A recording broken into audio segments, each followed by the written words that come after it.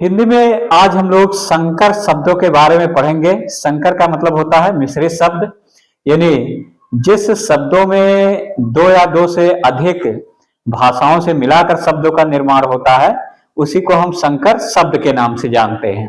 तो संकर का मतलब मिश्रित ही समझेंगे।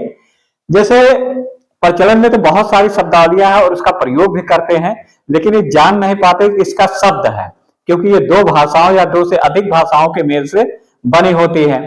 अब देखिए, ये तो बहुत प्रचलन है। जैसे कहते हैं मोटर गाड़ी, मोटर गाड़ी पूछा जाए तो ये कौन सा शब्द है? अभी ना हिंदी पूरी तरह से है, ना पूरी तरह संस्कृत है, ना अंग्रेजी है, ना पूरी तरह देशज है। ये संकर शब्द है जो कि दो भाषाओं से मिला करके बना है।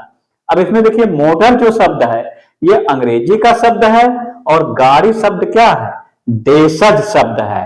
तो मोटर गाड़ी जो शब्द है ये अंग्रेजी और प्लस देशज है। तो अंग्रेजी और प्लस देशज, ये मोटर गाड़ी मिलकर के बना है।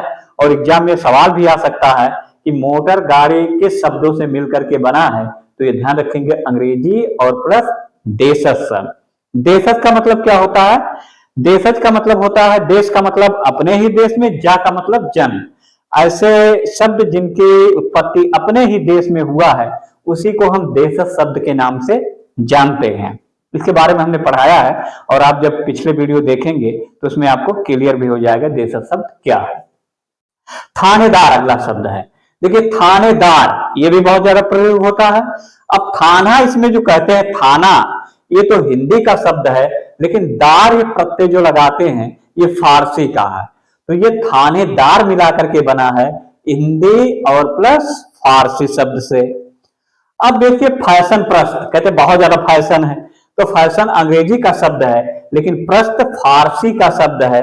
तो फैशन प्रस्त जो शब्दावली है ये अंग्रेजी प्लस फारसी का है।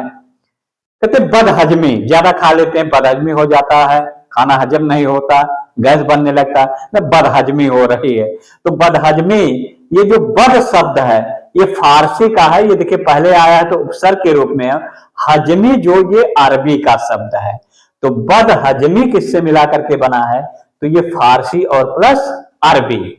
इसी तरह से शब्दावलियां हैं और ये शब्दावलियां बहुत ही महत्वपूर्ण है क्योंकि दैनिक जीवन में प्रयोग होती है, परीक्षाओं में आती हैं। ऐसे और भी शब्दावलियां हैं, इसमें जब आप पढ़ेंगे तो अब ये क्लियर हो जाएगा कि वास्तव में इस तरह से दो शब्दों या दो भाषाओं के मेल से भी कुछ शब्दों का प्रयोग होता है। हिंदी में उनका प्रचलन है और व्यवहार में भी होता है। तो ऐसे शब्दों को हम क्या कहते हैं? संकर शब्द।